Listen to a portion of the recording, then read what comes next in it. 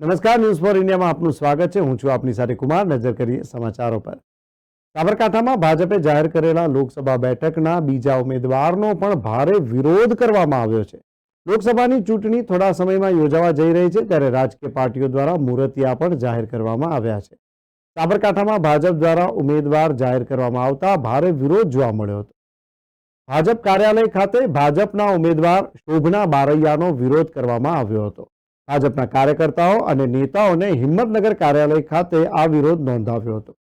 કોંગ્રેસના આયાથી પૂર્વ ધારાસભ્ય મહેન્દ્રસિંહ બારૈયાની પત્નીને ટિકિટ અપાતા વિરોધ કરવામાં આવ્યો.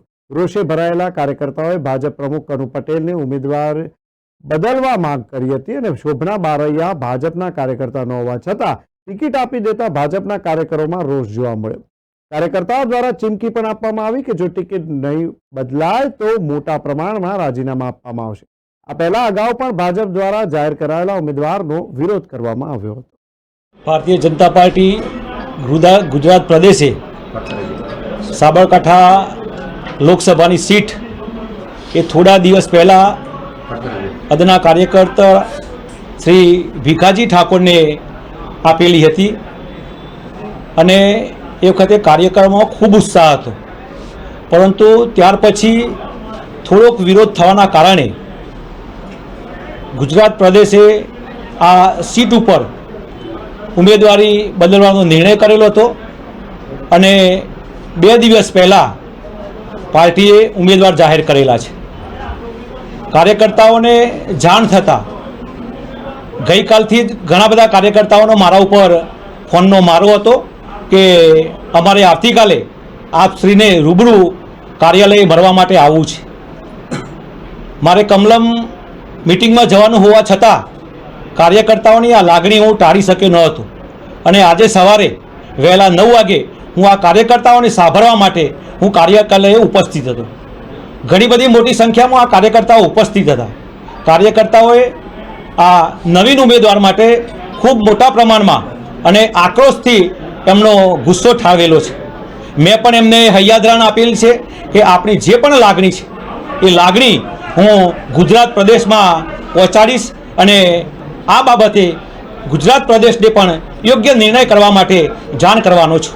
કઈ તાલુકામાંથી એ લોકો રજૂઆત કરવા માટે આવ્યા?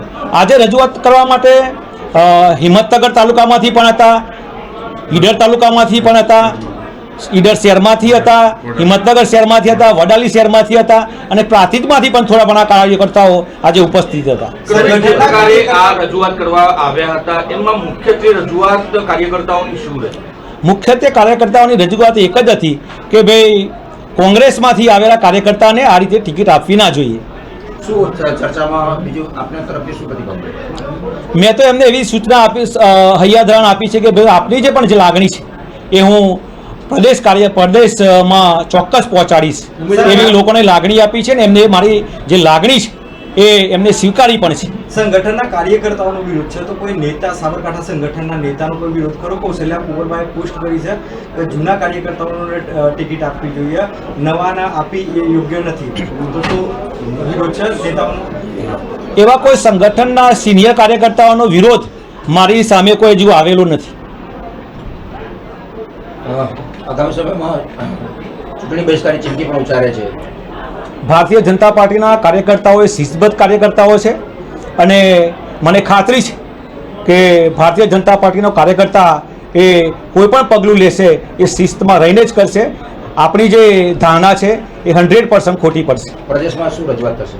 પ્રદેશમાં જે કાર્યકર્તાઓએ આજે જે રજૂઆત કરી છે એ રજૂઆત હું અમારું સંગઠન એ અમારા લેવલે રજૂઆત કરશે. બાલુભાઈ ઠાકોર પૂર્વ મહામંત્રી, 5 ટર્મ લીડરમાં રહ્યો હતો, અત્યારે હાલ ઉપપ્રમુખ સાબરકાંઠા જિલ્લા અને 1978થી નરેન્દ્રભાઈ મોદીની સાથે RSSનું કામ કર્યું. 15 વર્ષ કામ કર્યા પછી 95માં ભાજપમાં લાયા.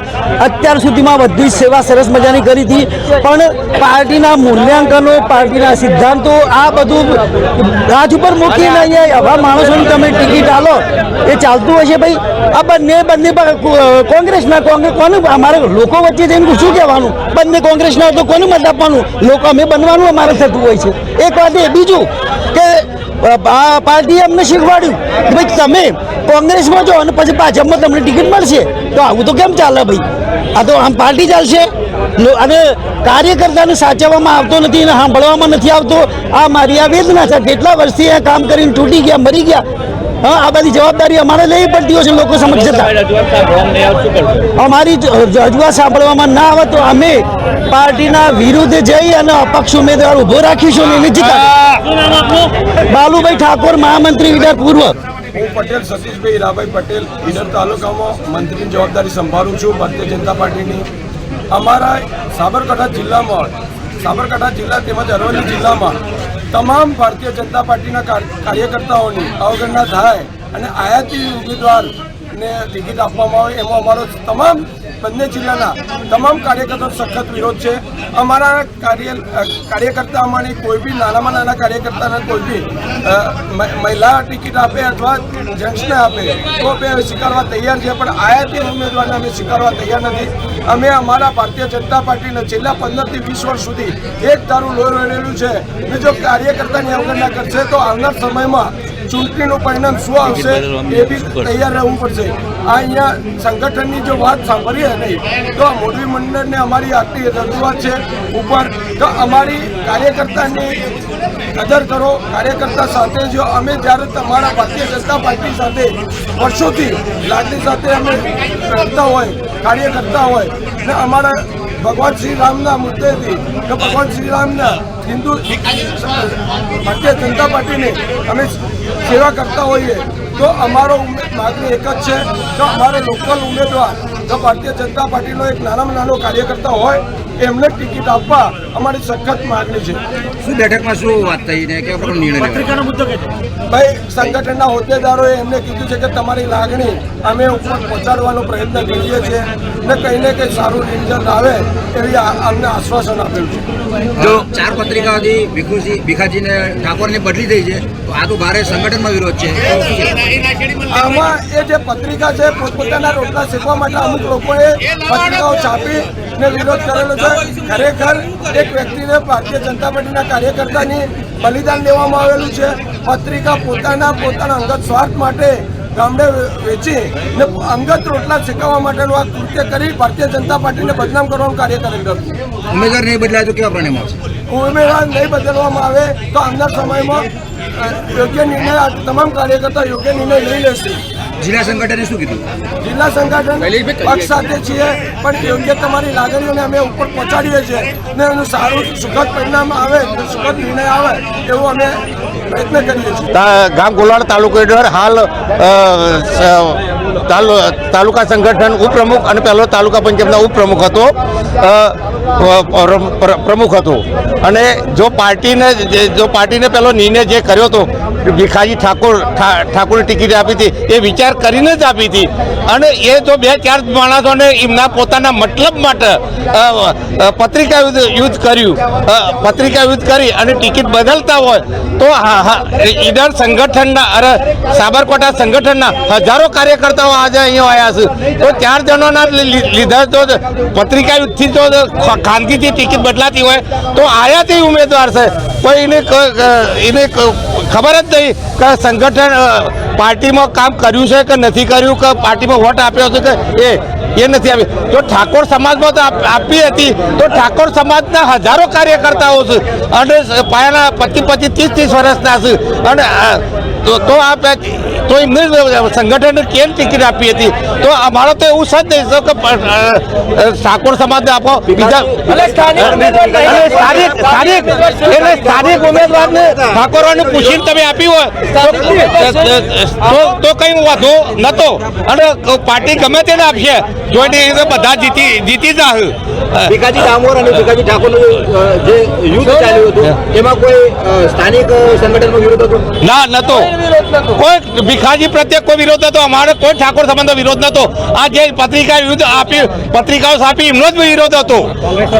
અને આ પણ આ કોંગ્રેસ વાળાને હાલ અમારે વોટ કોને આપવાનો? બે કોંગ્રેસના ઉમેદવાર આવનાર સમયમાં શું થશે? પણ આવતા સમયમાં તો અમારે તો કોંગ્રેસ વાળા કીધું તમે જેને ઉમેદવાર રાખો જીતાડો હોય જીતાડો, બે અમારા ઉમેદવારો છે તો અમારે કુનામાં જવાનું. એટલે હજારો લાખો કાર્યકર્તાઓ હાલ જીવ દુભાય છે. અપક્ષ ઉમેદવારો અને જો પાર્ટી સંગઠનમાં જો ફેરફાર નહીં કરવામાં આવે તો અહીંથી કંઈક નવાતુની થશે. કયા પ્રકારની નવાજૂની હશે? એ તો પછી આ બધા કાર્યકર્તાઓ બધા વિચાર છે. બેઠકમાં શું વાત થઈ? હે બેઠકમાં શું વાત થઈ? એ તો મેદાન પાર્ટી કોઈના વિચાર હતો આપણા માણસ ઉભો રાખો પાર્ટીનો સંગઠનનો. જિલ્લા પ્રમુખે શું વાત કરી? હે જિલ્લા પ્રમુખે શું વાત કરી? જિલ્લા પ્રમુખ અમારી ઉપર રજૂઆત તમારી પોકાળીશું. જિલ્લા પ્રમુખનો વિરોધ છે કે સંમત છે? જિલ્લા પ્રમુખ એ તો અમારે કાર્યકર્તાઓને સંગાતે છે.